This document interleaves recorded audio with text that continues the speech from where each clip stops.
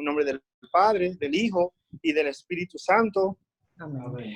Padre bueno, Padre misericordioso, tú que siempre nos acompañas, que siempre estás con nosotros y que nos das tu Espíritu Santo. Pedimos que ese Espíritu se derrame en cada uno de los que está conectado aquí en esta red a través del Zoom, que podamos sentir tu presencia, tu amor y sobre todo muchas bendiciones para que nos podamos sentir primero en el mismo lugar, integrados en la misma fe y orientados por un mismo espíritu y animados por una misma palabra, que es la que vamos a fortalecer ahora a través de esta charla que nos va a compartir el Padre Juan Pablo. Que el Señor desde ya lo bendiga a él, bendiga su ministerio, su misión y bendiga a todos los que comparte con él. Y a cada uno de nosotros nos bendiga también ese Dios todopoderoso y que bendiga este encuentro en el nombre del Padre, del Hijo y del Espíritu Santo. Amén. Amén. San Agustín y Santa Mónica, rueguen por nosotros. Bueno, pues darle la bienvenida a los hermanos que nos acompañan desde Costa Rica, Ecuador, Honduras, Perú, Puerto Rico y obviamente República Dominicana. Queremos, sin más preámbulo, dar inicio a esta webinar y presentarles a nuestro querido padre Juan Pablo Díez, un sacerdote agustino que tiene ya, tuvo unos 20 años viviendo aquí en La Vega prestando servicio y que actualmente es el director espiritual del seminario que funciona en la Domus Galilea en Israel. Y bueno, el Señor nos lo ha enviado para que nos manifieste la gracia de Dios en su vida, haciéndonos ver cómo el Señor ha obrado en él maravillosamente y cómo también esa posibilidad de actuar de Dios llega a cada uno de nosotros, no importa dónde nos encontremos. Por eso, en este momento le damos paso al Padre que nos va a estar hablando durante la próxima hora de la economía sacramental en tiempos de crisis. Muy bien, buenas tardes a todos. Cuando Enilka me preguntó cómo quería que me presentara, le he dicho, además de lo que ella dijo, ahora le he dicho otra cosa que ella no ha dicho. Yo le he dicho que lo único que tengo mío son mis pecados. Todo lo demás que tengo es don gratuito de Dios.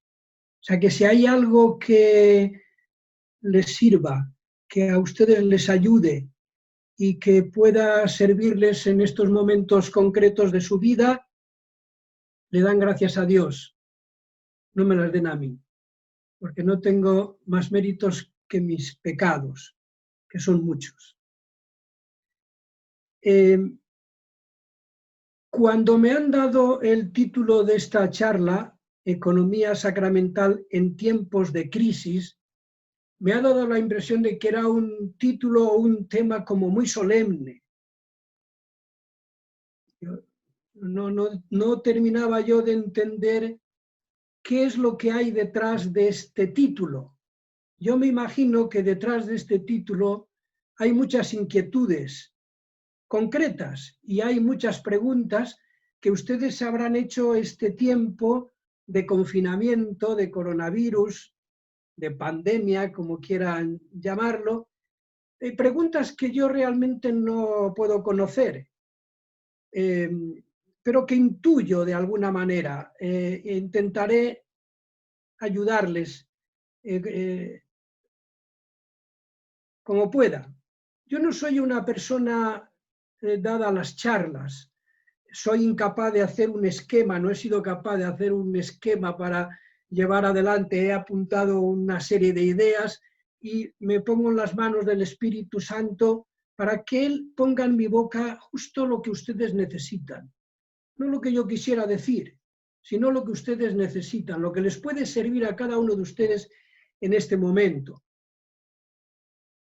Es cierto que yo amo mucho República Dominicana, porque mis primeros 20 años de vida sacerdotal los viví en la República Dominicana, en La Vega, en el Colegio Agustiniano y en la parroquia San Agustín.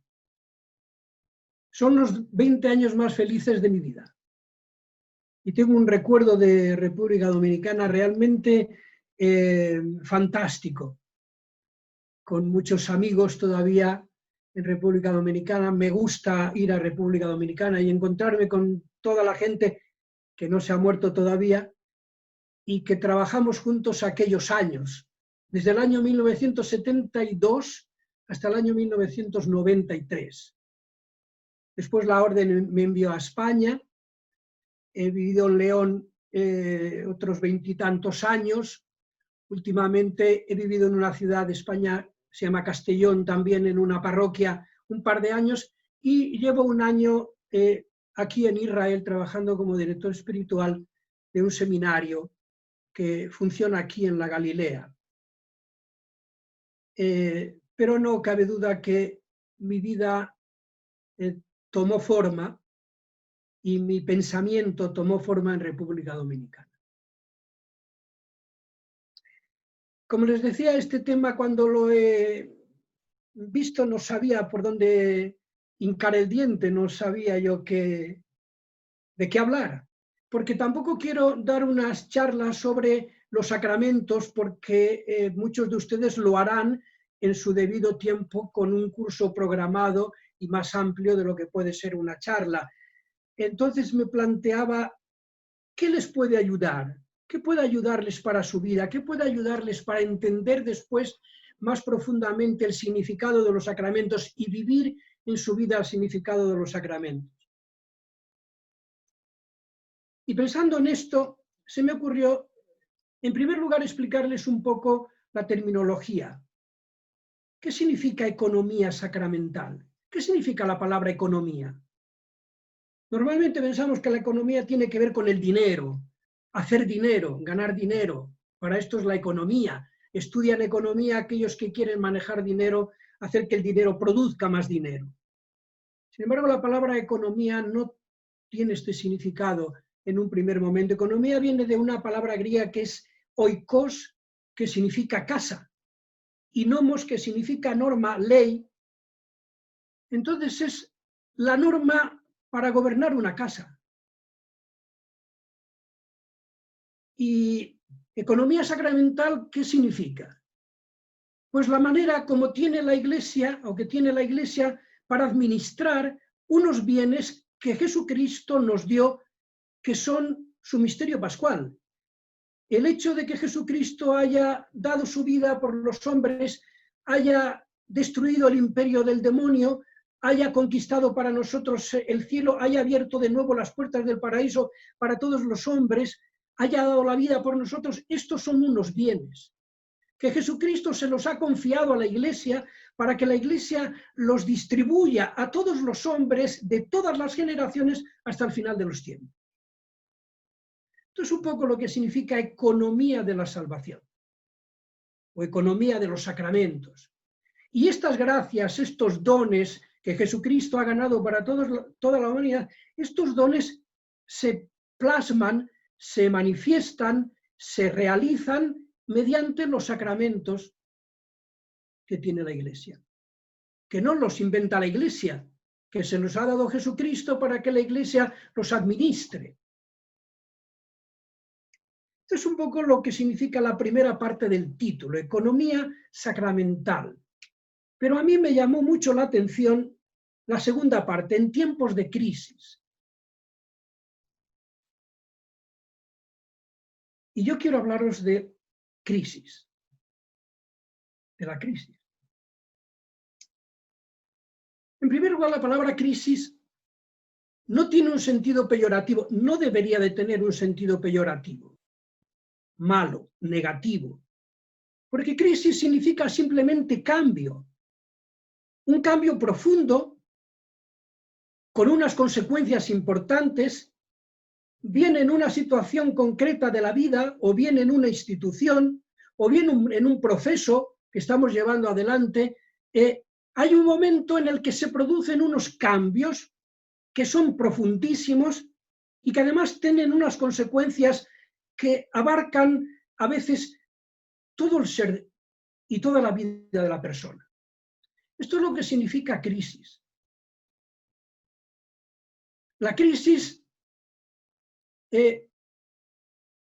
no es un mal. Hay que gestionarla. Y evidentemente hoy el mundo está viviendo una gran crisis que no nos ponemos de acuerdo, no se ponen de acuerdo los estudiosos. ¿Qué tipo de crisis es? Hay gente que habla de una crisis epocal, un cambio de época, con todo lo que significa un cambio de época. Pensad, por ejemplo, lo que significó el cambio de la desaparición del Imperio Romano y la invasión de toda Europa en aquel tiempo por los bárbaros. Fue un cambio radical, cambió toda la sociedad.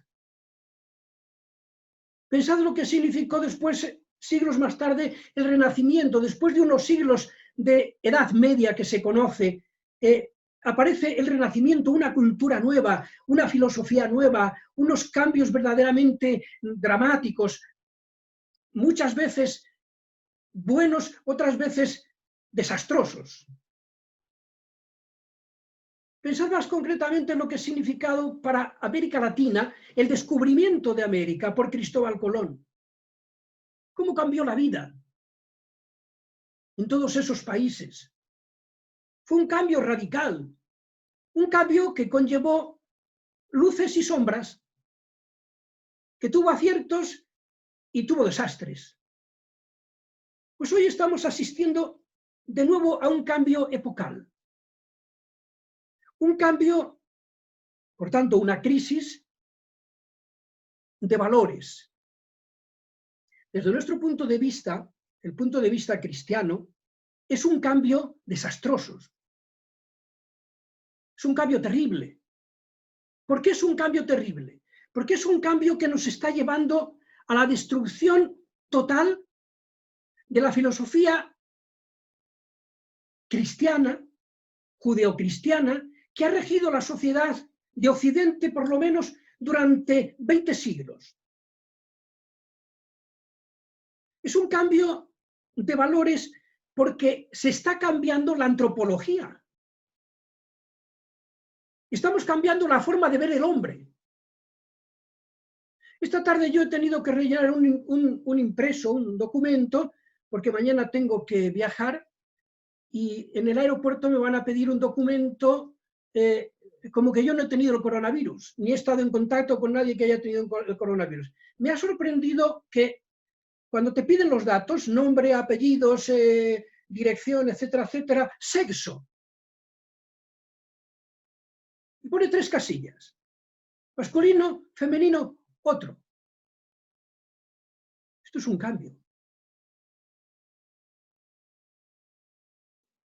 Porque nosotros, cristianos, sabemos que Dios creó al hombre a su imagen y semejanza y que los creó hombre y mujer. Sin embargo, ahora, en este cambio epocal, resulta que no solamente hay 2 géneros, no solamente está el género masculino y el género femenino, hay otros 73 o 37, no sé cuántas clases de géneros, con todo lo que esto supone. La concepción del hombre está cambiando radicalmente. Nosotros siempre hemos dicho que el hombre ha sido creado a imagen y semejanza de Dios, porque eso nos dice la Sagrada Escritura. Resulta que ahora el hombre no ha sido creado a imagen y semejanza de Dios, que no tiene nada que ver con el hombre, con Dios. Esto es un cambio muy profundo. Porque desde el momento que nosotros quitamos al hombre su conexión con Dios, el hombre se queda sin fundamento. Por eso todo es relativo. La gente dice, no hay ninguna verdad absoluta.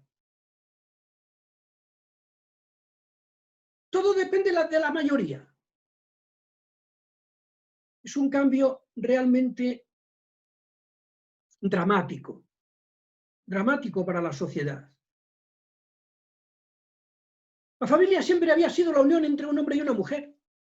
Y unos hijos que vienen del matrimonio. Ahora no. La familia no es la unión de un hombre con una mujer. Pueden ser 2 hombres, pueden ser 2 mujeres, pueden ser un hombre y 2 mujeres, una mujer y 2 hombres. La variedad es enorme. Ya no se puede hablar de padres y madres.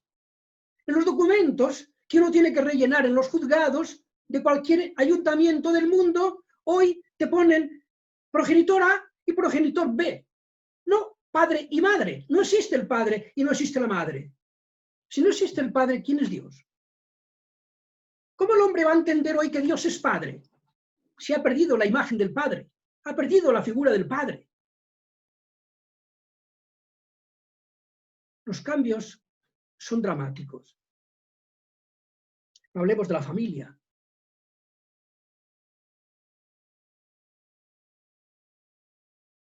Por eso es verdad que estamos en un momento de crisis. Que esta pandemia del coronavirus no ha hecho más que amplificarla.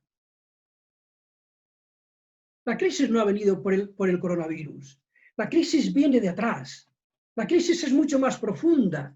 Lo que pasa es que ahora el coronavirus ha sido como un altavoz que ha proyectado a todo el mundo este problema profundo que está viviendo la sociedad. Y hemos visto realmente casos dramáticos.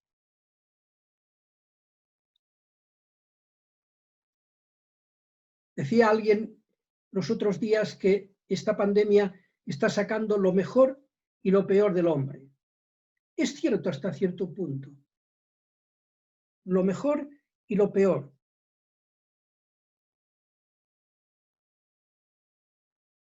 Yo tengo un texto del Papa Francisco de cuando comenzó la pandemia. Y él dice, en nuestro mundo, que tú, hablando con Dios, amas más que nosotros, hemos avanzado rápidamente sintiéndonos fuertes y capaces de todo.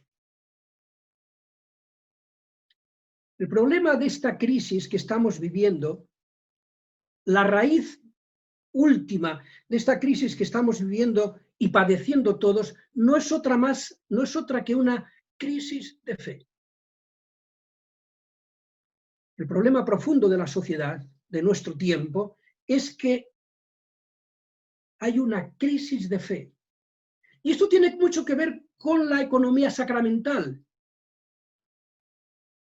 Porque hay una crisis profunda de sacramentos que afecta a todos. Una crisis profunda de sacramentos, porque hay una crisis de fe. Hablaremos un poquitín de esto un poco más adelante. Seguía diciendo el Papa, codiciosos de ganancias, nos hemos dejado absorber por lo material y nos hemos dejado trastornar por la prisa. No hay tiempo para nadie, ni para nada. La enfermedad más grave de nuestra sociedad es el estrés, la depresión, porque no hay sosiego en la vida. No hay reposo. Si no hay reposo ni sosiego, no hay reflexión. Si no hay reflexión, nos convertimos en unas marionetas en manos de quien quiera gobernarnos con astucia. Y esto es otro de los problemas del hombre en nuestro tiempo, que estamos siendo manejados por todo, a través de los medios de comunicación, a través de las redes sociales,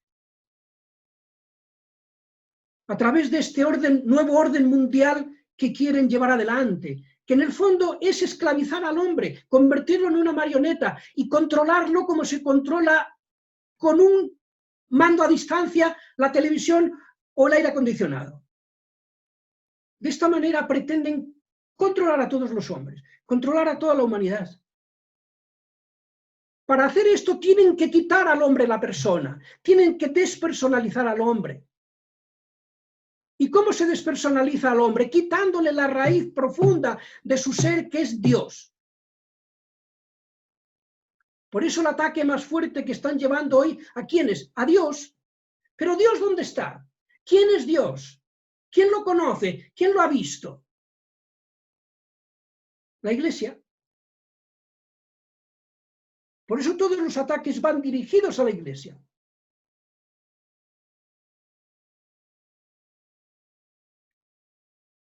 Por eso tenemos que tener también nosotros mucho cuidado con atacar a la Iglesia.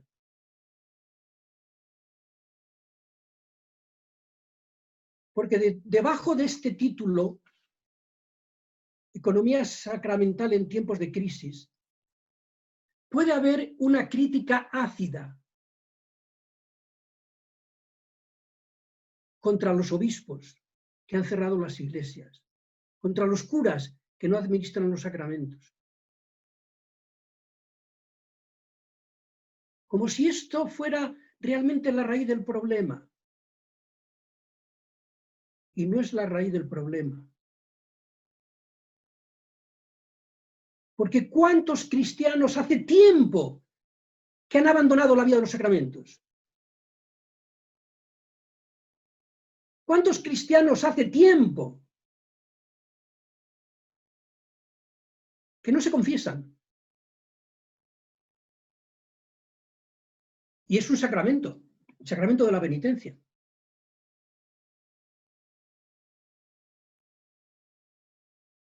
Por eso el problema de nuestro tiempo no es otro que una crisis de fe.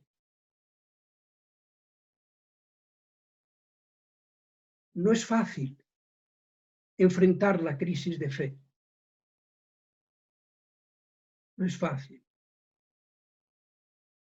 Pero hay una realidad que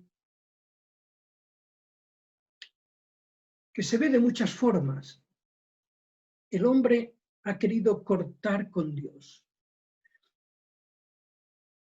Decía Nietzsche, un filósofo del siglo pasado, rompamos las tablas y seremos verdaderamente hombres. Seremos verdaderamente libres. Rompamos las tablas. ¿Qué es esto de romper las tablas? Rompamos las tablas de la ley, los mandamientos. Sacudámonos de encima este yugo que tiene a la sociedad maniatada, que tiene a la sociedad esclavizada por un Dios que no se sabe dónde está ni qué hace. Rompamos las tablas y será el hombre verdaderamente libre. Y el hombre ha roto estas tablas. Y el hombre se ha levantado contra Dios.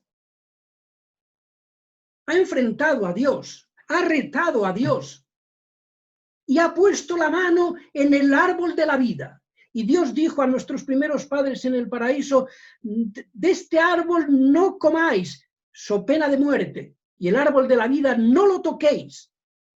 Y el hombre está tocando el árbol de la vida, porque se ha convertido en dueño y señor de la vida. Es el hombre quien decide cuándo se vive y cuándo no se vive. Es el hombre quien decide cuándo se muere y quién es el que muere. Toda la ingeniería genética, toda la eutanasia, todos los abortos, millones de abortos.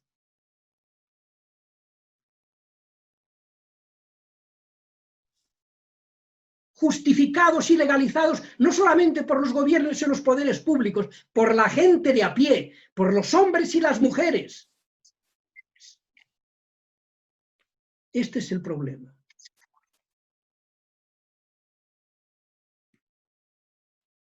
Pero, ¿qué nos dice la Sagrada Escritura de todo esto? Porque todo está escrito. Todo está en la Biblia. Toda nuestra vida, la Biblia es nuestra historia. La Biblia es nuestra vida. La Biblia es todo lo que Dios ha hecho por la humanidad. Lo que Dios ha hecho por nosotros. El problema es que nosotros cuando vemos la Biblia, cuando la vemos, que no sé si la vemos, solamente vemos en la Biblia mandamientos, leyes, normas y preceptos. Yo siempre digo a la gente, la Sagrada Escritura no nos dice lo que tenemos que hacer, nos dice lo que Dios ha hecho por nosotros.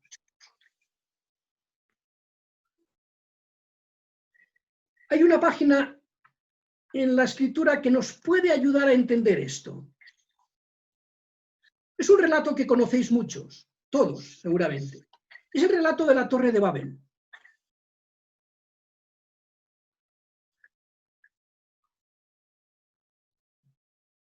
Os leo un poquito.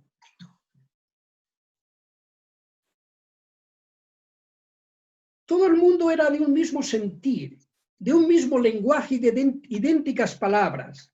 Al desplazarse la humanidad desde Oriente, hallaron una vega en el país de Sennaar y allí se establecieron. Esto es muy importante, porque al desplazarse la humanidad desde Oriente, Oriente en la Escritura siempre significa por donde sale el sol, por donde aparece la luz. El que se separa de Oriente se separa de la luz. Y esto es lo que ha pasado con la humanidad. Ha cortado con Dios y automáticamente ha entrado en el reino de las tinieblas, porque Dios es la luz. Jesucristo proclama de forma solemne: yo soy la luz del mundo, no de los cristianos, soy la luz del mundo. Si yo me separo de Oriente, si yo me voy al ocaso, al poniente, a la puesta del sol, pierdo la luz. Los hombres han perdido la luz, han perdido el discernimiento, no saben dónde está el bien y dónde está el mal, porque ellos se han constituido en señores y dueños del bien y del mal. ¿Quién decide qué está bien y qué está mal? ¿Quién lo decide? Un parlamento que vota, una mayoría, o un medio de comunicación que propala, propala y propala.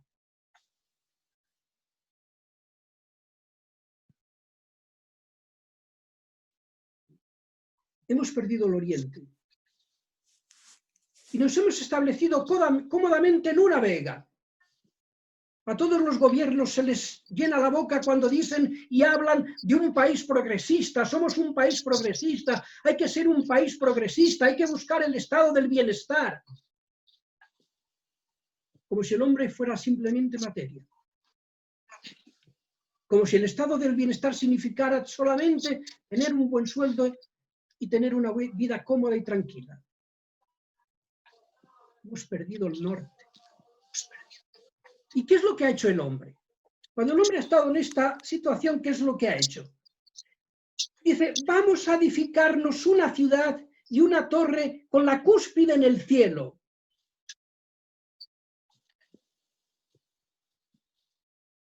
En la Escritura, construir una ciudad significa hacerse un nombre, tener fama, pasar a la posteridad. Hagámonos un nombre. Es decir, pasemos a la posteridad. El deseo de inmortalidad que tiene el hombre, el deseo de no perecer que tiene el hombre, lo ha centrado en esto. Hagámonos un nombre, hagámonos famosos. Y seamos como Dios, construyamos una torre y lleguemos a Dios, usurpemos el cielo. Quitemos a Dios de su sitio, pongámonos nosotros en el cielo, en el lugar de Dios. Somos dioses. No hay nadie por encima de nosotros. Hagámonos un nombre.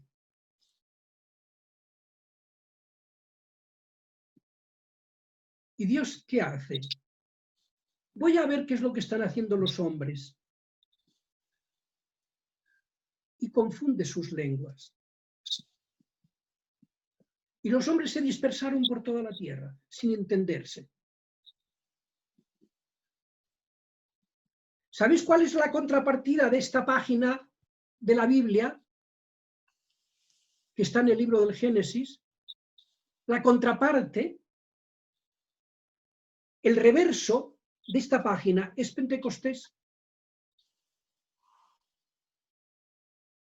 Cuando Pedro sale del cenáculo y comienza a predicar a toda la gente que había allí, todos se sorprenden y dicen, ¿qué pasa? Cada uno de nosotros le estamos oyendo hablar en nuestro propio idioma. No había barreras de lenguas, todos les entendían. ¿Por qué les entendían todos? Y dicen los Hechos de los Apóstoles, porque oímos proclamar en nuestras lenguas las maravillas de Dios. Estos hombres hablaban de Dios y todo el mundo les entendía. Pero en Babel Cuando cada hombre habla de sí mismo y quiere usurpar a Dios, nadie se entiende.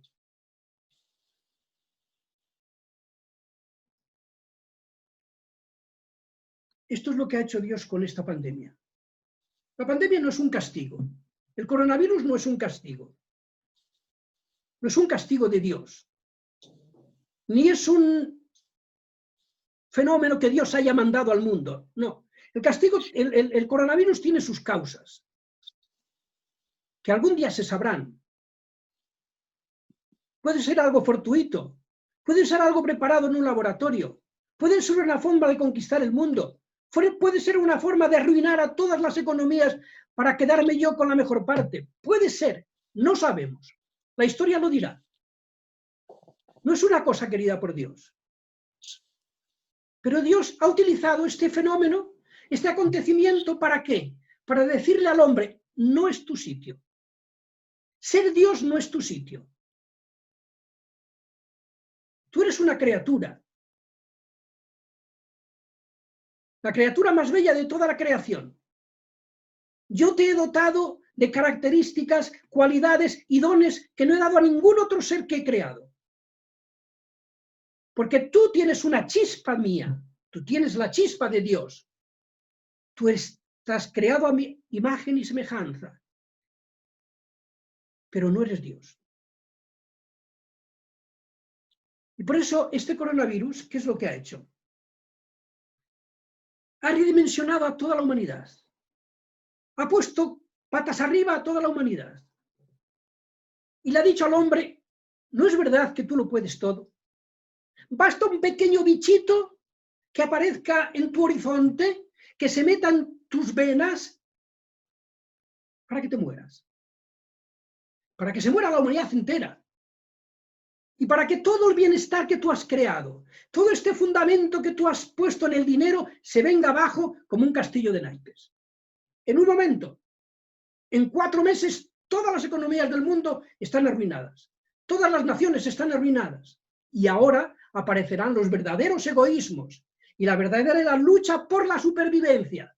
Y nos mataremos como perros. Por un pedazo de pan.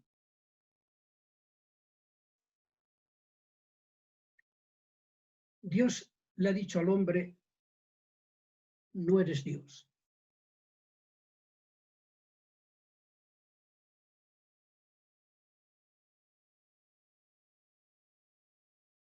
¿Qué hará el hombre? El tiempo nos lo dirá.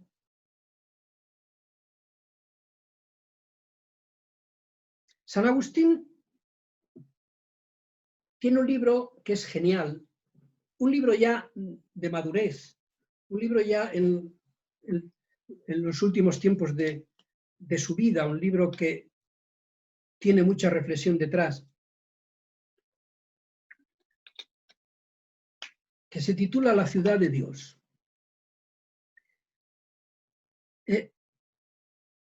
San Agustín habla aquí de 2 ciudades, la construcción de 2 ciudades. Hay una ciudad que es la ciudad del hombre, la ciudad del demonio, la ciudad de Satanás, que tiene como fundamento el amor del hombre por el hombre hasta el odio a Dios. El hombre se ha endiosado tanto, se ha amado tanto a él, que ha odiado a Dios. Y ha construido una ciudad sobre él. Él es el fundamento. Él es el cimiento. Ha construido sobre arena. Hay otra ciudad que San Agustín llama la ciudad de Dios, que es el amor del hombre a Dios hasta el propio desprecio. El hombre que ama a Dios hasta darle la vida, hasta el martirio, hasta el sacrificio de sí mismo. Esta es la ciudad de Dios. Nosotros estamos construyendo las 2 ciudades, una y otra, paralelamente. como el trigo y la cizaña. Existen estas dos ciudades.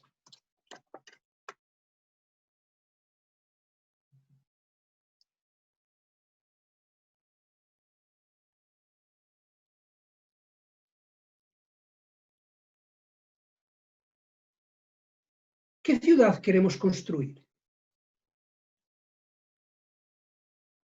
¿A qué ciudad nos apuntamos con la vida, con las palabras? Porque esta crisis es una crisis que está viviendo la sociedad. Pero es que la Iglesia está viviendo una crisis también muy profunda. Os hablaba antes de la crisis de fe. ¿Cómo se manifiesta esta crisis? Quiero comentaros otro texto de la Escritura, porque, como os digo, está todo escrito aquí.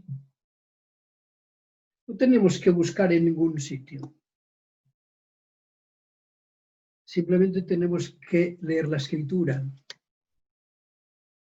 que es palabra de Dios. En el Antiguo Testamento hay un libro que se llama el Libro de los Jueces, que es fantástico.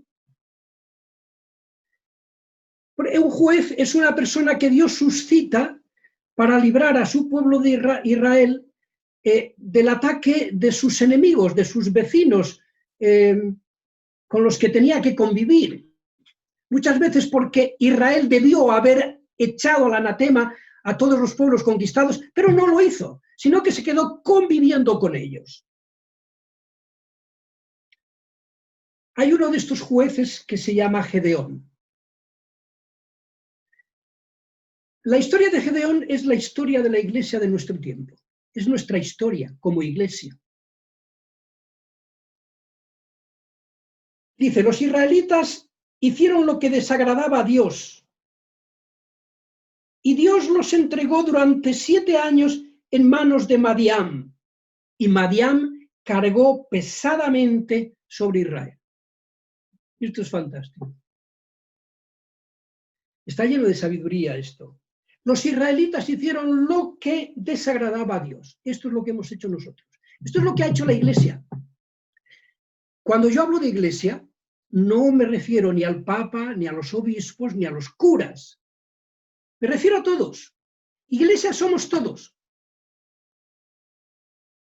Y la crisis de la Iglesia no viene por los curas y los obispos, ni por los papas. Yo he estado haciendo balance precisamente pensando en esto estos días. Todos los papas que yo he conocido, Pío XII, Juan XXIII, Pablo VI, Juan Pablo I, Juan Pablo II, Benedicto XVI y Francisco. Todos los papas que yo he conocido que están muertos son santos. Están canonizados o están en vías de canonización. Son santos. Han sido hombres de Dios. Y todos estos papas han producido documentos valientes para iluminar al mundo, para iluminar a la Iglesia.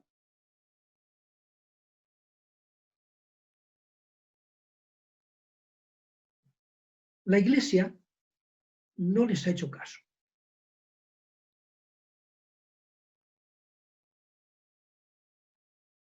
No sé si vosotros recordáis, quizá los un poco mayores, recordáis la famosa encíclica de Pablo VI, Humane Vitae, sobre el control de la natalidad, que enfrentó a toda la Iglesia y a la mayor parte de las conferencias episcopales de los obispos del mundo contra el Papa, porque no estaban de acuerdo con la doctrina que el Papa expresó ahí. Todo acto sexual dentro del matrimonio tiene que quedar abierto a la vida. No se pueden utilizar métodos anticonceptivos de ninguna manera porque va contra la ley de Dios. ¿Quién ha hecho caso de esto? ¿De los católicos? ¿De los cristianos? ¿De la Iglesia? ¿Quién ha hecho caso de esto? ¿Qué es lo que está viviendo hoy la sociedad? Un invierno natalicio. Occidente se muere porque no tiene jóvenes. Porque somos unas naciones envejecidas y no hay reemplazo generacional. Y desaparecerá. Occidente y Europa y Estados Unidos desaparecerán. ¿Quién hizo caso de esto? Nadie hizo caso de esto. ¿Quién ha hecho caso de la doctrina de Juan Pablo II sobre el hombre? Sobre el matrimonio, sobre la familia, sobre el sufrimiento. Encíclicas bellísimas. Nadie ha hecho caso de eso. Ni se han leído. Por eso el problema, no podemos apuntar a la jerarquía. La Iglesia no es la jerarquía, la Iglesia somos todos. Y la crisis de fe profundamente está en el pueblo, que no se siente Iglesia en primer lugar. Y que ha perdido la semilla de la fe. ¿De dónde viene la crisis de fe que existe en la Iglesia? ¿De dónde viene? Sencillamente porque en el bautismo han sembrado en nosotros una semilla de vida eterna y esta semilla de vida eterna se ha muerto. ¿De qué sirven ahora los sacramentos? Si no existe semilla, se la han comido los pájaros o se ha ahogado. Los sacramentos son fuentes de gracia para que esta semilla de vida eterna que se sembró en nosotros en el bautismo crezca y dé fruto. No puede dar fruto. Nos hemos convertido en consumidores de sacramentos. Vosotros sabéis que comulgar con el cuerpo de Jesucristo significa estar dispuesto a dar tu vida por los demás.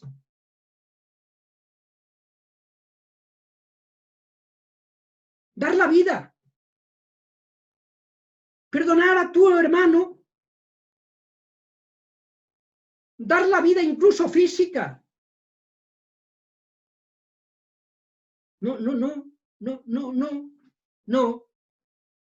Sencillamente no.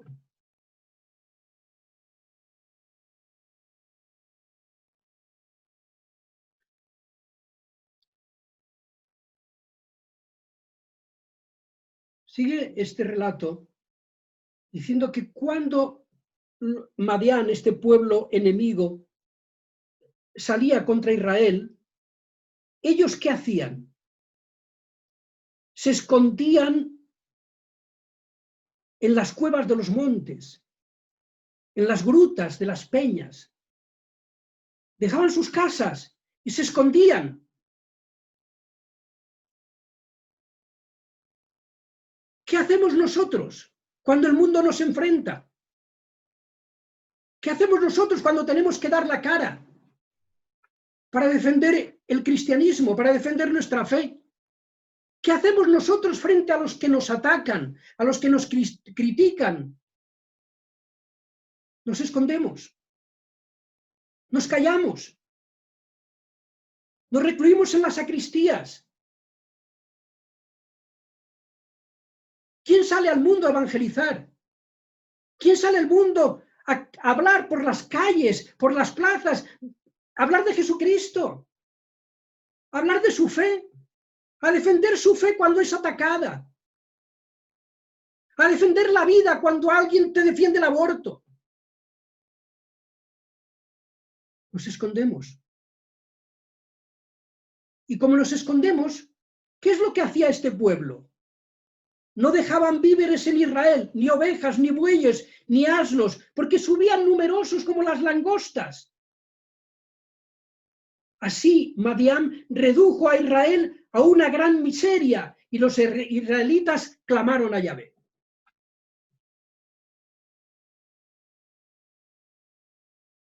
¿Qué hace Dios?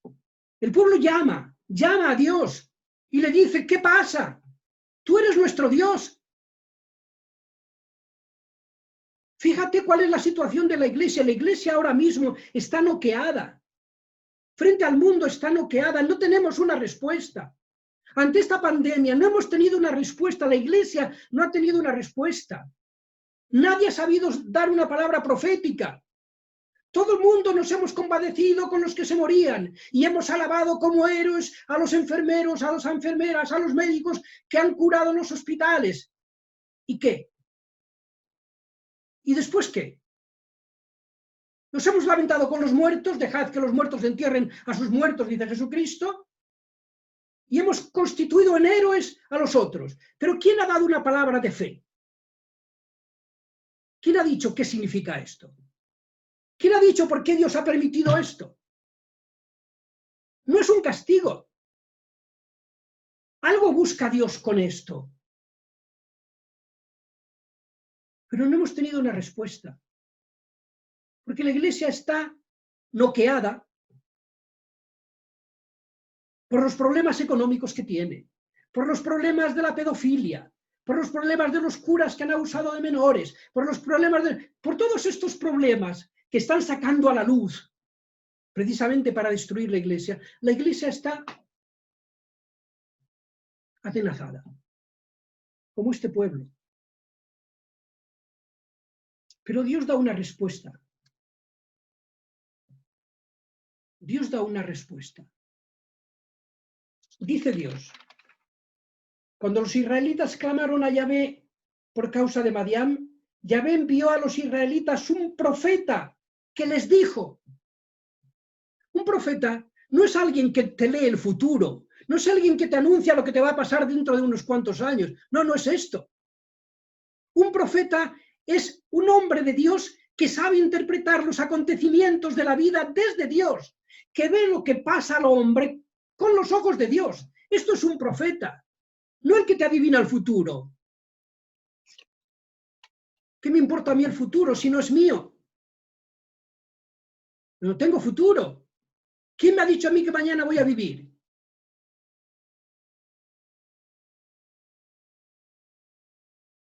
Por eso Dios envía a un profeta que dice a los israelitas una cosa fundamental.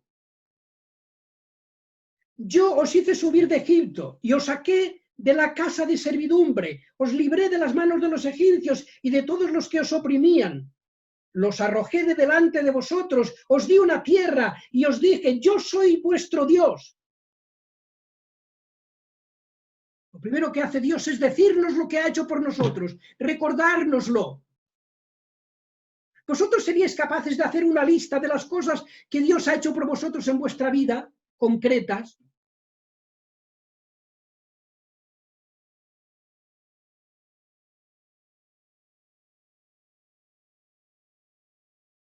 Es importante que lo pensemos cada uno de nosotros. Porque el profeta tiene que recordarle al pueblo lo que Dios ha hecho por él. ¿Por qué dudas ahora? ¿Qué es lo que ha pasado? Si yo tantas veces te he salvado, si yo en otras circunstancias he salido como defensor tuyo, ¿por qué ahora no salgo? ¿Qué es lo que has hecho? ¿Qué ha pasado? ¿Por qué se han roto nuestras relaciones? Y dice Dios, yo os dije, no veneréis a los dioses de los amorreos en cuya tierra habitáis, pero no habéis escuchado mi voz. Nos hemos mezclado con el mundo. La iglesia se ha mezclado con el mundo. La iglesia piensa como el mundo. ¿Cuántos de vosotros, por ejemplo, cuando veis un hijo o una hija vuestra que tiene problemas en el matrimonio, estáis de acuerdo con el divorcio? Incluso lo propiciáis. Le ayudáis a tu hijo o a tu hija a divorciarse. Porque esto no se puede aguantar, este matrimonio no se puede aguantar. ¿Cuántas veces dentro de vuestro matrimonio no habéis vivido infielmente? ¿Cuántas veces os habéis cerrado a la vida?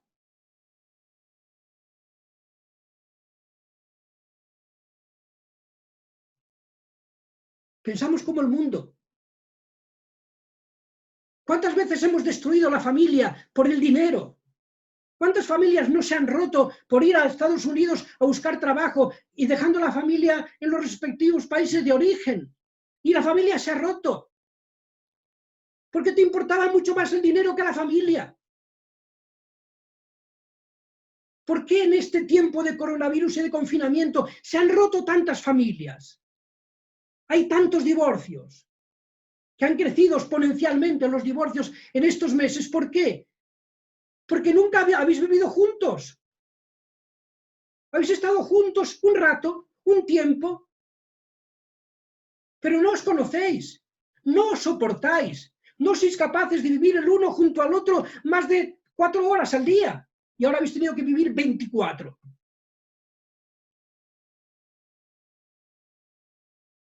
Esto es lo que tenemos que ver. Porque el matrimonio es un sacramento.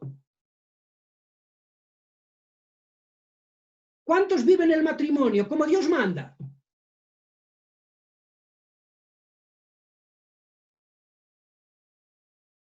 Por eso nos hemos hecho como el mundo,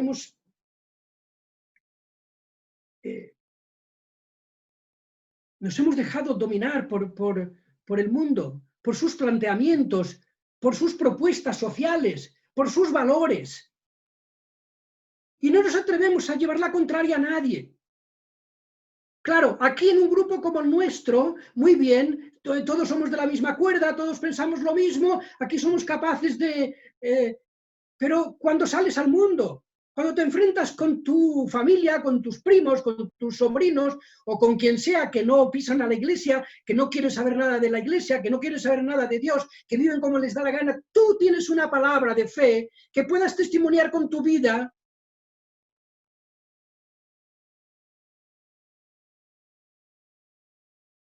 Tú puedes decir a un familiar tuyo, por ejemplo, no te vayas a Estados Unidos, no abandones tu familia, es mucho más importante tu familia que el dinero. Cuando tú toda la vida la has montado sobre el dinero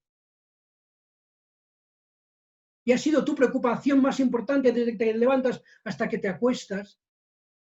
¿Y esto qué es lo que ha hecho? Que poco a poco esta fe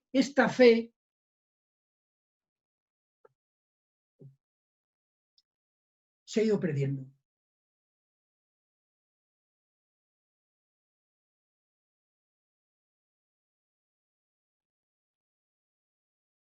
Me dicen que quedan 10 minutos. Necesitaría 2 horas para terminar.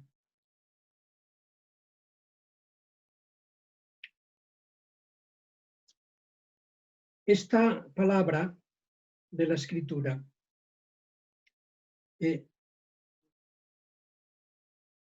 Dios le dice, elige un hombre que se llama Gedeón para que salve a su pueblo.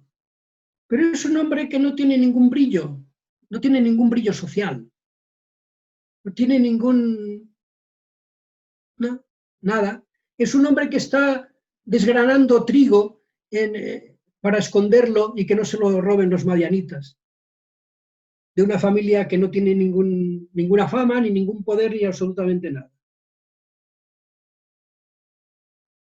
Pero este hombre le hace Dios una pregunta. ¿Por qué nos ocurre esto? Perdón, Señor mío, le dice, si Yahvé está con nosotros, ¿por qué nos ocurre todo esto? ¿Dónde están todos esos prodigios que nos cuentan nuestros padres cuando dicen, no nos hizo subir Yahvé de Egipto, pero ahora Yahvé nos ha abandonado, nos ha entregado en manos de Madián? ¿Cuánta gente durante estos meses se ha preguntado esto? Y ha dicho, ¿dónde está Dios?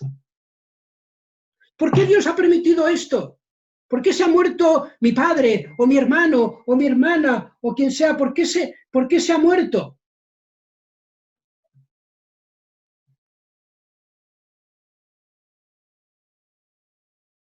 Y no tenemos una respuesta muchas veces.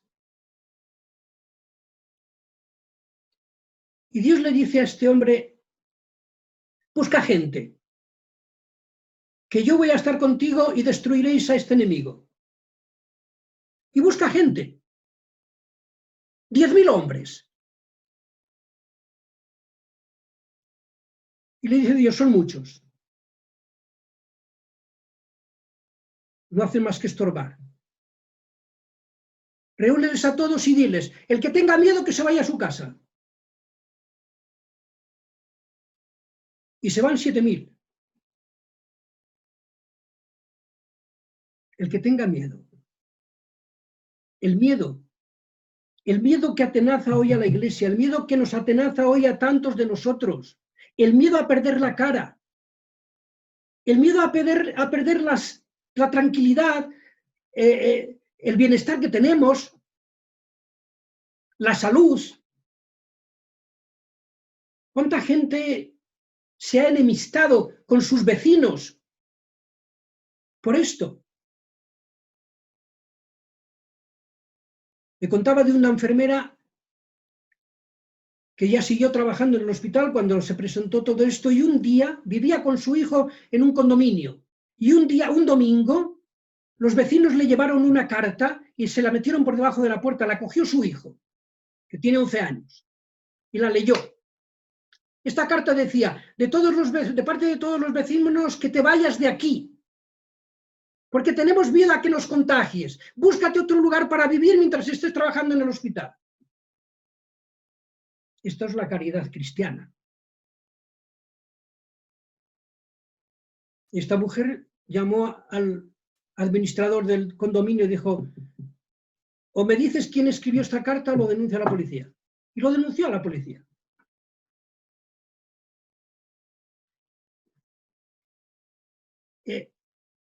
El miedo a la muerte. El miedo que tenemos a perder lo que hemos adquirido. El miedo a perder nuestras seguridades. Nos lleva precisamente a estas actitudes. Por eso Dios le dice a Gedeón, los que tengan miedo que se vayan. Quedan todavía 3.000, son muchos todavía. Hádeles bajar todos al río y el que beba agua lamiendo como un perro, les pones a un lado. Y el que se arrodille tranquilamente y coja agua, se la lleva a la boca, los pones a otro lado. Y lo hace. Bebieron como los perros 300. Los otros les dijo, mándales a casa también. Diles que vayan a sus casas. Porque no tienen, son demasiado cómodos. Se arrodillan, se acomodan, no quieren sobresaltos en la vida. Mándales a casa. Se queda con 300, nada más. Y a estos les dice, os voy a dar solamente una trompeta, un cántaro de barro y dentro del cántaro de barro una antorcha encendida. ¿Cómo te fue con la reunión? Con esto vamos a destruir al enemigo. Y por la noche rodean el campamento de los enemigos y a una señal de Gedeón todos tocan la trompeta.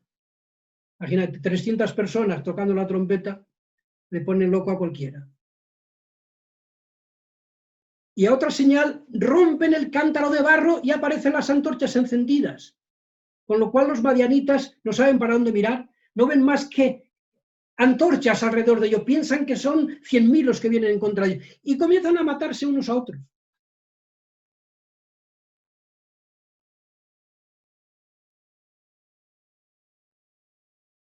Esto es muy importante, porque esto tiene un simbolismo.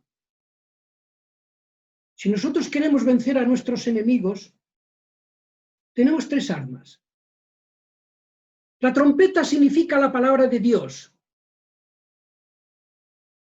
¿Cuánta gente en este tiempo de pandemia que ha añorado, por ejemplo, poder ir a misa, poder participar de la Eucaristía? ¿Cuánta gente podía haber aprovechado para leer la Escritura? La Escritura es la palabra de Dios. La Escritura es fuente de vida. Tenemos un desconocimiento absoluto de la Escritura.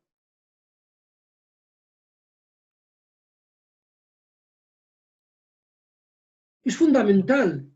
Todos los sacramentos, toda la recepción de los sacramentos Toda la administración de los sacramentos va precedida siempre, siempre de una celebración de la palabra, de la proclamación de la palabra. No hay fe sin palabra de Dios. La fe viene por la predicación. Dice San Pablo en la carta a los romanos. Viene por la predicación. Primero la palabra de Dios. Después el cántaro de barro. ¿Qué es el cántaro de barro? Nosotros. Llevamos este tesoro en vasos de barro. Somos hijos de Dios. Hemos recibido la vida eterna, hemos recibido la vida inmortal. Pero somos vasos de barro. Se puede romper, se puede quebrar. La iglesia es vaso de barro. Está formada por hombres pecadores. Jesucristo, todos los apóstoles que tenía, eran todos un desastre. Comenzando por Pedro, siguiendo por Judas, por Juan y Santiago, los hijos del Zebedeo, por todos los demás que pertenecían, estaban inscritos en un grupo terrorista que se llamaban los Zelotas. Y lo que querían era hacer la justicia por su mano y echar a los romanos. Y los mataban. Estos eran los apóstoles. Hasta que vino el Espíritu Santo y los cambió. Nosotros somos vasos de barro. ¿De qué presumimos? Por eso cuando Nilka me preguntó, ¿cómo le presento? Yo no tengo nada mío, excepto el pecado. Todo lo otro es gracia de Dios.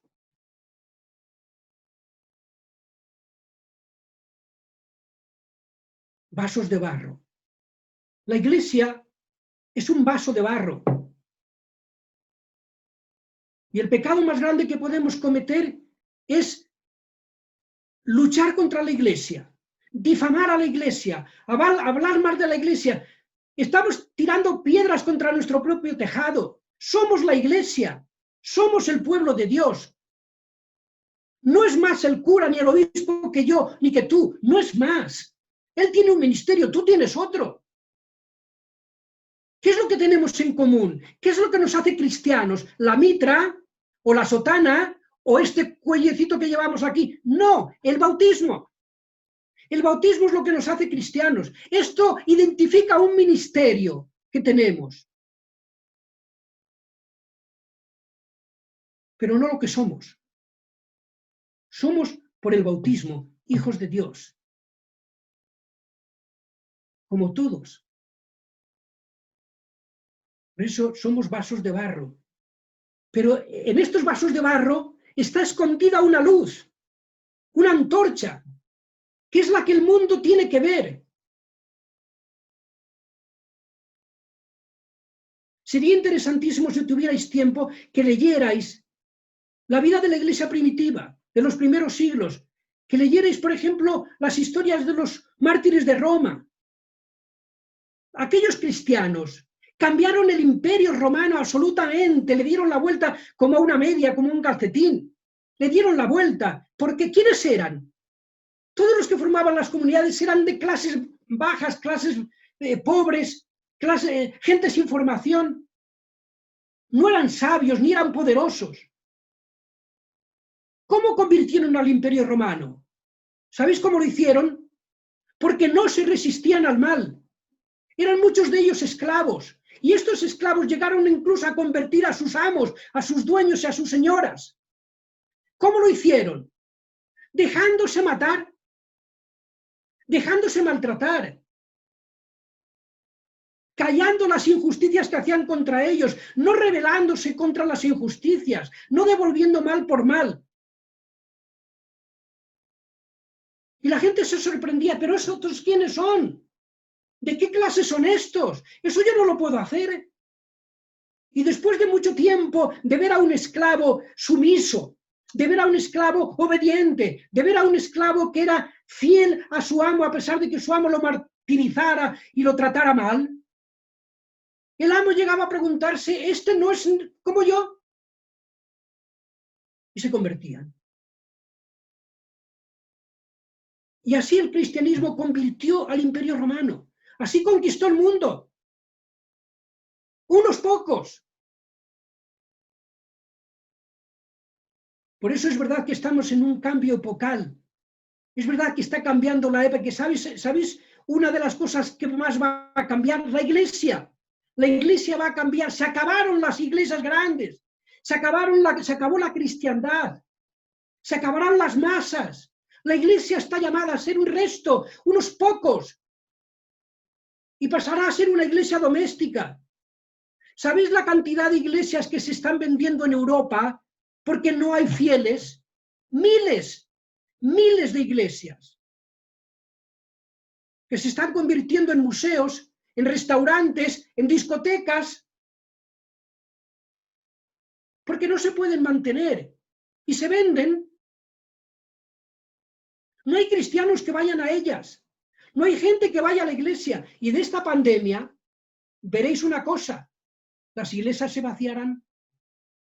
Mucha gente no volverá a la iglesia, porque mucha gente está enfadada con Dios porque no ha habido una palabra profética que les haya dicho: no es un castigo de Dios, sino es una acción terapéutica de Dios para que pienses, para que reflexiones un poco, para que no sigas viviendo de esa manera tan anodina y tan mediocre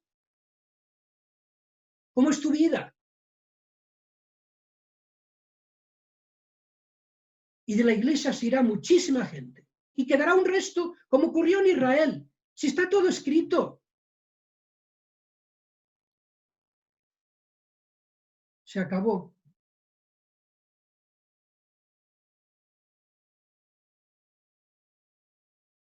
Ya estamos viviendo esto. Yo estoy viviendo en un país donde los cristianos apenas somos un 1%. No tenemos ninguna representatividad. No tenemos ningún poder, ni político, ni económico, no tenemos nada.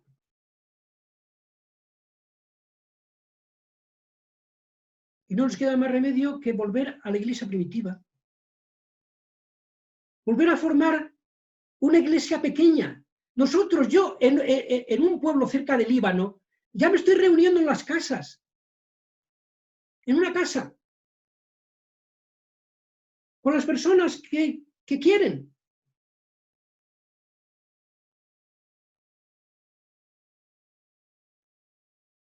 Esto es el cambio que ocurrirá en la iglesia.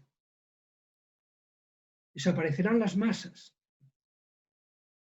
y aparecerá una iglesia doméstica, un resto, queda un resto, estos 300.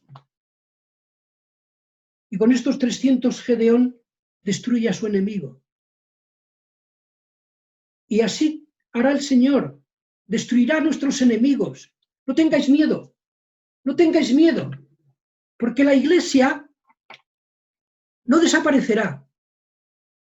Yo estaré con vosotros hasta el fin del mundo, y las puertas del infierno no prevalecerán contra ellas.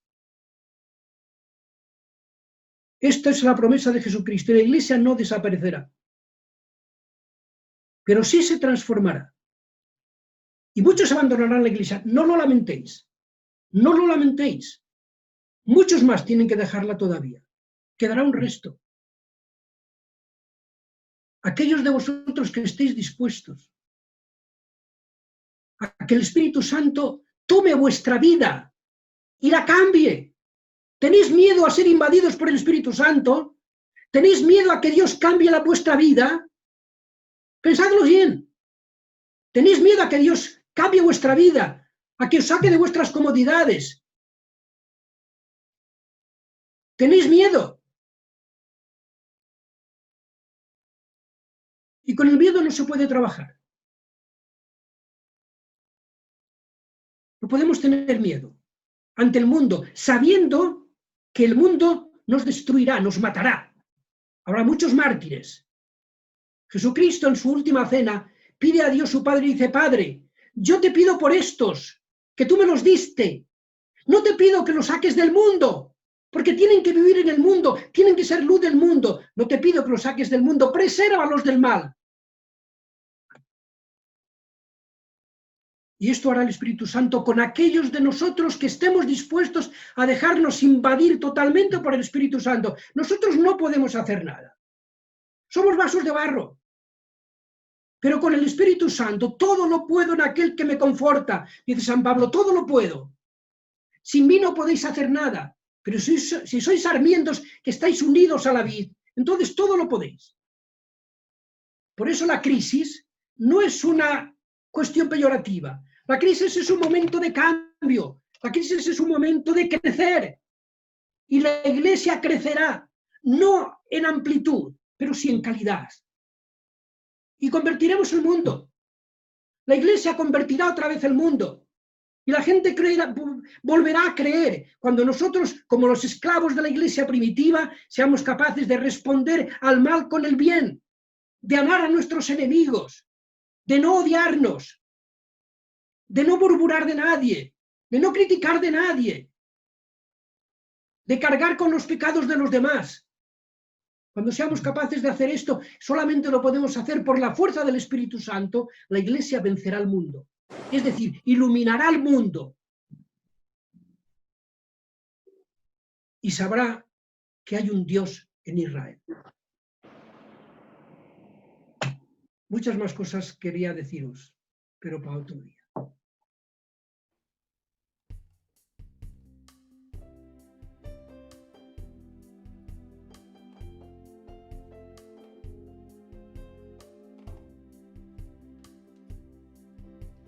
El tercer símbolo es la luz, la antorcha. La antorcha. El cántaro de barro lleva dentro la antorcha, que es la luz. San Pablo dice, llevamos este tesoro, el tesoro de la vida eterna, el tesoro del Evangelio, lo llevamos en vasos de barro, dice en la carta a los Corintios, pero llevamos este tesoro en vasos de barro. El primero es la trompeta, la palabra de Dios. El segundo es, diríamos, la comunidad, la iglesia, nosotros que somos barro, y dentro de nosotros está la luz de Jesucristo, en aquel que está. Porque la luz de Jesucristo está donde está. Y cristiano es el que tiene el Espíritu de Jesucristo. Y como dice San Pablo en la carta a los Romanos, lo tiene el que lo tiene.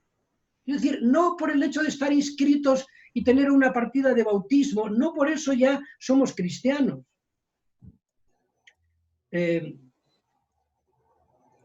Pero es importante que tengamos en cuenta lo del barro. Somos vasos de barro. Por eso la Iglesia es pecadora. Y es pecadora en todos los niveles.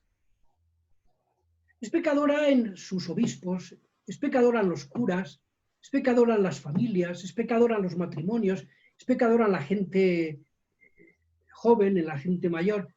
Todos somos pecadores. Y Jesucristo, cuando elige a los apóstoles, sabe que son pecadores y no por eso lo rechaza. Jesucristo a Pedro le ha dicho, apártate de mí, Satanás, porque piensas como el mundo, no como Dios. Se lo ha dicho a Pedro. Pedro lo ha negado. Jesucristo no lo ha rechazado. Judas lo ha traicionado. Jesucristo no lo ha rechazado. Lo ha aceptado en la cena. Le ha lavado los pies. Y le ha dicho, Judas, lo que has de hacer, hazlo pronto, porque tú eres una pieza clave para que yo pueda morir. Y tengo que morir por los hombres.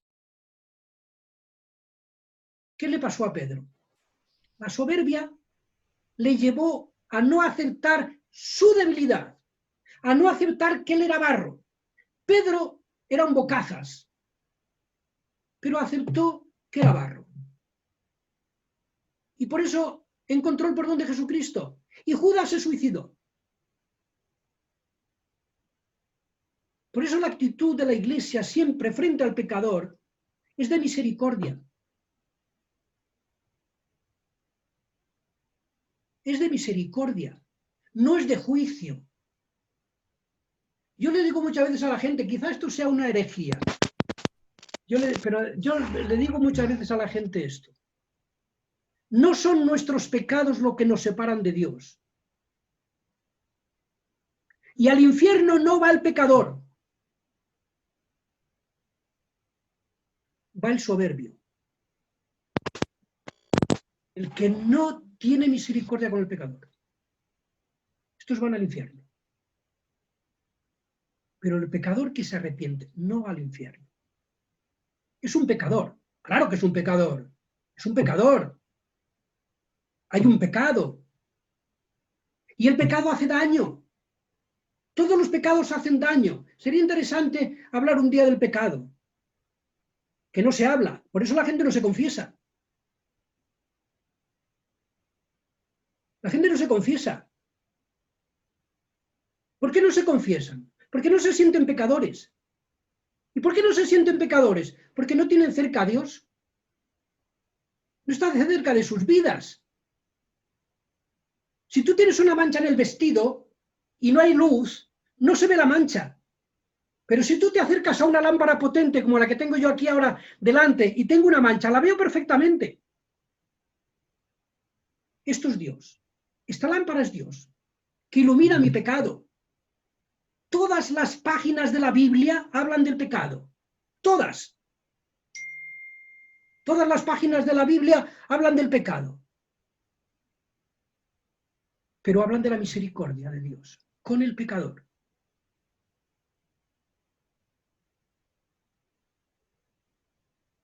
¿Quién no acepta la misericordia de Dios? El que es un soberbio. Este no acepta la misericordia de Dios. No queremos deberle a Dios nada. Por eso somos hipócritas. Escondemos nuestros pecados, los disimulamos. Porque no queremos deberle a Dios ni el perdón de nuestros pecados. Queremos ir al cielo ganándolo nosotros. El cielo no se gana. El cielo es un regalo. Y lo coge el que lo quiere. Otra cosa que les digo yo muchas veces a la gente es esta: al cielo va el que quiere. El que no quiere estar con Dios no puede ir al cielo, porque no quiere estar con Dios. Somos muy justicieros. Tenemos una mentalidad como la del mundo. Está la mentalidad del mundo, no es la mentalidad de Dios. El que la hace la paga.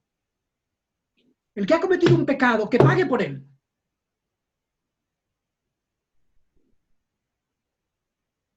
El pecado es un pecado, que pague por él. Dios no piensa así. Y a poco que tú, cualquiera de vosotros, como me ha pasado a mí, a poco que penséis en vosotros mismos, os daréis cuenta de la cantidad de veces que Dios ha perdonado pecados en tu vida que han hecho mucho daño a la gente que te rodea. Pero no queremos aceptar el pecado. Preferimos romper con Dios y con los demás antes de aceptar que soy pecador. Con la misma medida que midieres, se te medirá. Tú eres juez para los otros, Dios será juez para ti. Tú condenas a los otros por sus pecados, Dios te condenará a ti. Esto es muy serio, ¿eh? Pero es la mentalidad del mundo. En el mundo el que la hace la paga. Tarde o temprano. El que la hace la paga. Mucha gente me ha cuestionado por qué la iglesia no ha sido valiente y ha dejado las iglesias abiertas y ha celebrado la Eucaristía. Yo doy clase en la universidad, mis alumnos han tenido que responderle muchas veces porque la iglesia custodia la vida y también la iglesia debe una obediencia a las autoridades, pero fundamentalmente porque la iglesia custodia la vida. Y yo pienso una cosa, y es que a veces pensamos que hemos tenido un ayuno de sacramentos. Yo pienso que en algunos sacramentos no. El sacramento del matrimonio se ha tenido una oportunidad de oro para vivirlo.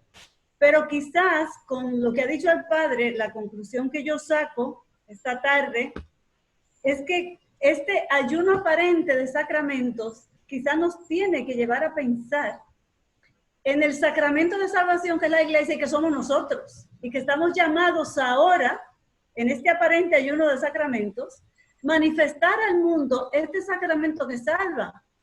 Porque yo pienso que de cara a la pandemia todos tenemos una obligación con alguien. Con ese alguien que normalmente no es la persona que nos duele, no es la persona a la que amamos, sino que es el otro en el que nunca pensamos. Y como sacramento de salvación estamos llamados a manifestar este amor de Dios por el otro. quizá esta pandemia lo que está demandando es que este sacramento de salvación se manifieste con fuerza. Y nosotros estamos pensando en otra cosa que no es.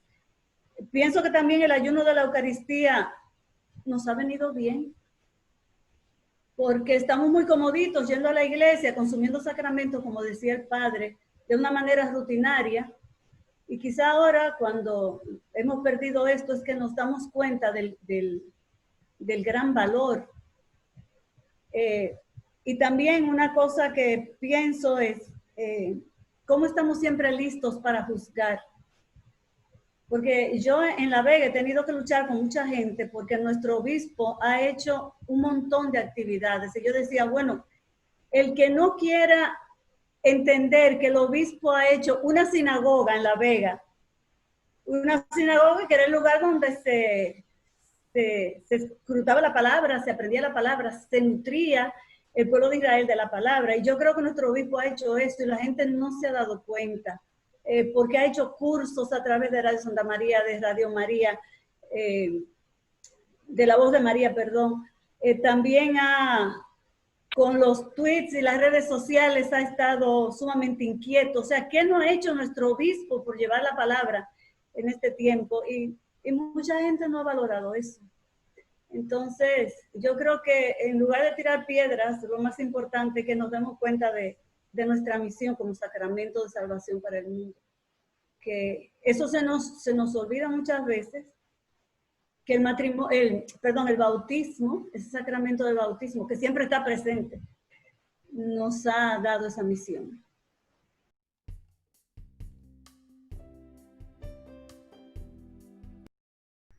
Los primeros cristianos, primero no tenían iglesia. No se podían cerrar las iglesias ni abrir porque no tenían iglesia. Se reunían en las casas durante siglos. Las iglesias comenzaron a aparecer a partir del siglo IV, pero durante los primeros tiempos no. La iglesia primitiva nunca se opuso a las normas sociales. Los primeros cristianos nunca se opusieron a los emperadores y a los gobernadores romanos que tanto les hicieron la vida imposible, porque hay que darse cuenta lo que era para un cristiano vivir en una sociedad pagana como era el Imperio Romano. Pagano no quiere decir ateo, quiere decir que tenían muchos dioses. Y uno de los dioses era el emperador. Imaginaros lo que significaba para un cristiano cuando sus amos o muchos soldados del ejército obligaban a los soldados cristianos a tener que adorar al emperador, adorar una estatua del emperador. Ellos tenían que decir que no, y decían que no, y muchas veces los mataban. Hay tantísimos mártires, soldados del Imperio Romano, mártires por negarse a venerar una estatua del emperador, que podían haber hecho el gesto y todo, pero no. Ellos prefirieron la muerte antes de hacer un gesto de estos. Pero nunca se opusieron a las normas establecidas por el emperador. Nunca se opusieron. Excepto la de adorar a dioses falsos. Roma estaba llena de ídolos, de dioses, de altares a los dioses por todas las calles. Y cada vez que pasaban por allí tenían que hacer una reverencia, hacer una inclinación al Dios. Los cristianos no lo hacían. Y eso les acarreó el odio de toda la gente, porque no es que se les odiara solamente el emperador, no, les odiaba a toda la gente. ¿Por qué? Los romanos eran muy creyentes de sus dioses, y cuando venía una pandemia o venía una desgracia al pueblo romano, ellos echaban las culpas a los cristianos y decían, ¿ves? Porque estos no adoran a los dioses nos castigan con esta enfermedad, o nos castigan con esta guerra, o nos castigan con esta cosa. Y les odiaba a toda la gente. Les apedreaban, les mataban, les insultaban, y ellos se callaban la boca, no respondían. El testimonio es el testimonio de la vida. Y nosotros hoy estamos llamados a dar el testimonio de la vida, calladamente. San Pablo dirá muchas veces en sus cartas, rezad por los gobernantes, aunque sean injustos.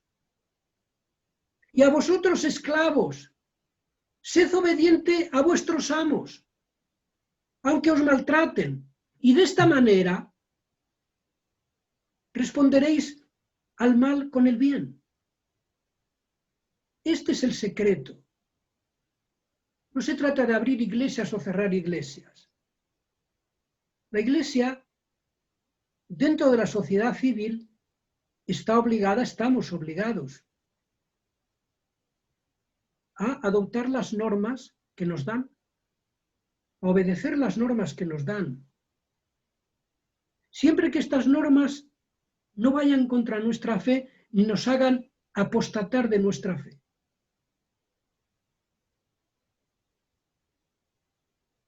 Pero el resto, obedezcamos y demos testimonio con nuestra vida. No devolvamos mal por mal. Esto convertirá al mundo.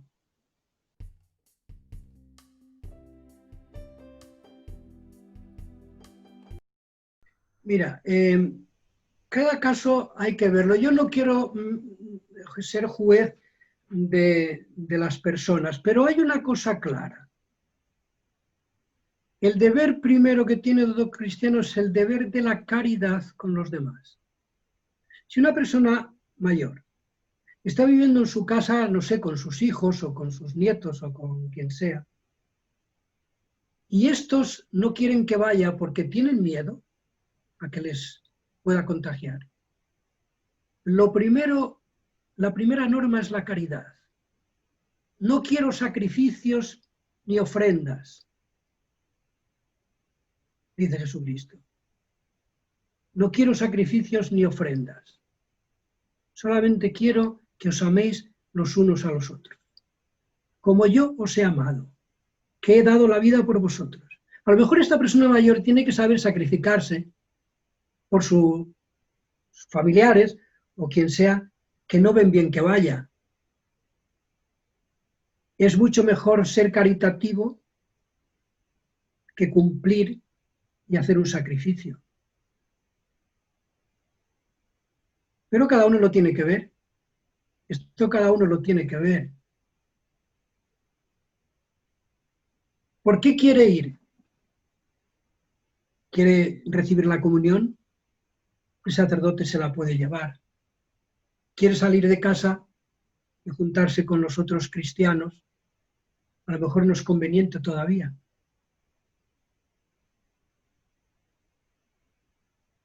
No lo sé, cada uno que lo vea, pero como principio, el primer mandamiento es el mandamiento de la caridad.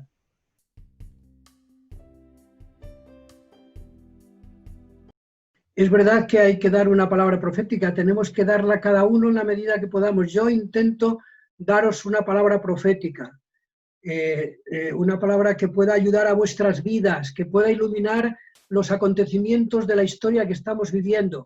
Esto es la palabra profética.